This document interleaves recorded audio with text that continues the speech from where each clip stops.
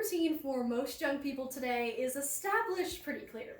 Wake up, check your social media, help your parents stockpile an ungodly amount of toilet paper. You know, the new normal.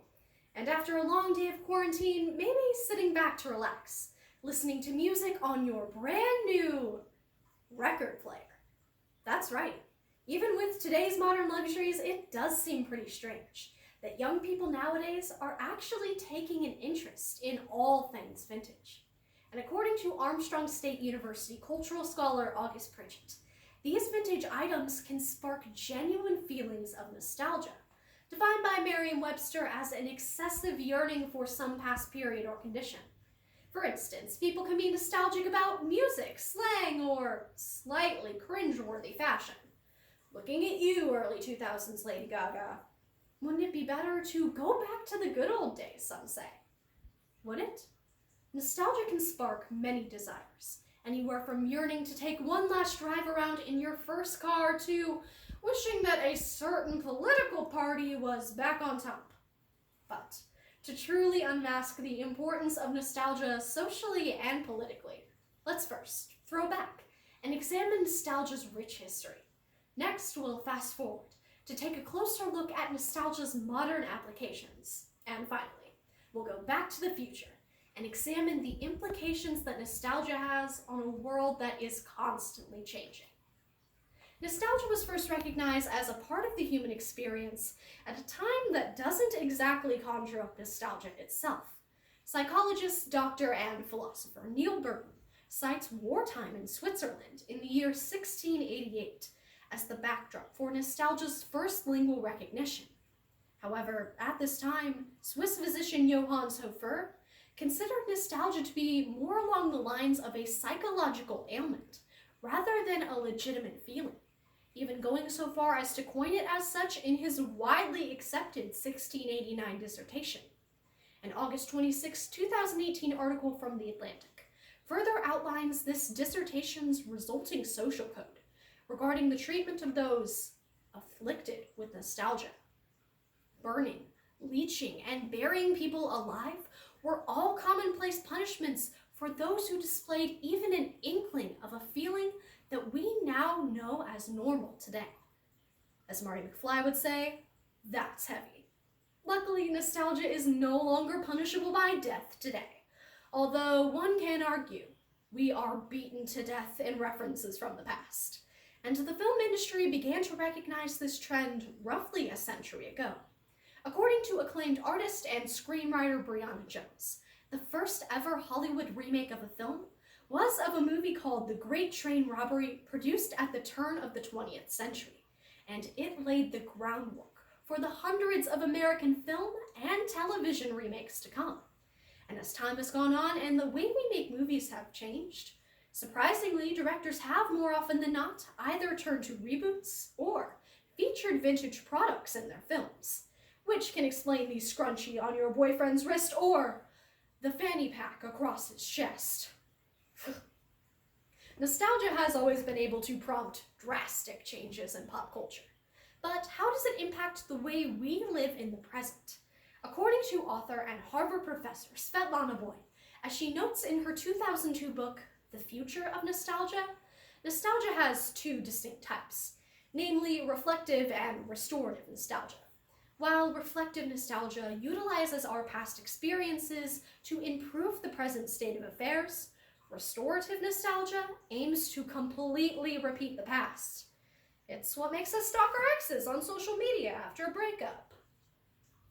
What? We're in quarantine! What else am I supposed to do? And like social media, restorative nostalgia also had an interesting role to play in the 2016 election.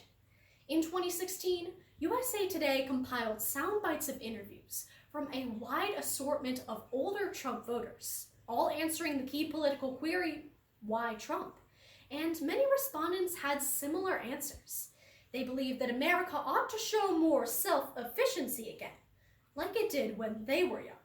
This past period of self-efficiency likely refers to the late 1950s and early 60s in the United States, with a variety of production jobs on the rise.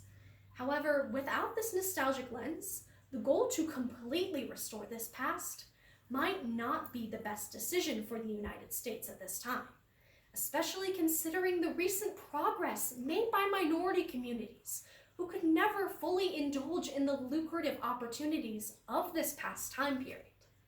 This sometimes problematic relationship with the past can also be further dissected and examined in a more humorous light, namely through the recent influx of World War III memes on social media, best summated by an article published by The Atlantic on January 4th of this year, noting that to fear World War is also to romanticize it, and to do so is to inadvertently engage in the wartime nostalgia of the Gilded Age.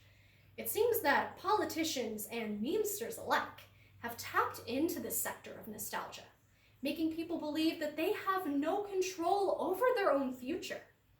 But the past, that is something that the electorate can relish in, while simultaneously ignoring the problems present at any given time. Now, contrary to what my ex-boyfriend may believe, we cannot repeat the past, but we can use it to guide us, and companies like Polaroid, Nintendo, and Adidas are doing just this by revamping their classic nostalgic products in today's market. Even Disney is in on it. Disney Plus, released on November 12th of last year, entices its consumer base with the promise of nostalgic Disney movies from childhood all on one streaming platform. However, such nostalgic giants like Disney Plus and other notable companies can't always rely on nostalgia alone to sell these same blasts from the past in future markets. This is due in part to an important aspect of modern consumerism, the increase in buyer consciousness of ethics. So much so that according to the Mintel Research Group, 56% of Americans will, in the words of Snoop Dogg, drop it like it's hot if companies have a less than ethical track record. This phenomenon can be best examined through the example of Pepsi. In 2017, when Pepsi came under fire for an ad that trivialized the Black Lives Matter movement, the company immediately started releasing cans with vintage designs, perhaps an attempt to remind these consumers of a time when we all loved Pepsi, the past. Pepsi essentially exploited nostalgia, using it as a marketing strategy to draw a vast array of offended consumers back in. What the scenario demonstrates most potently is that if companies want to take advantage of this desire for retro, they must first come to terms with a consumer base that is now modern.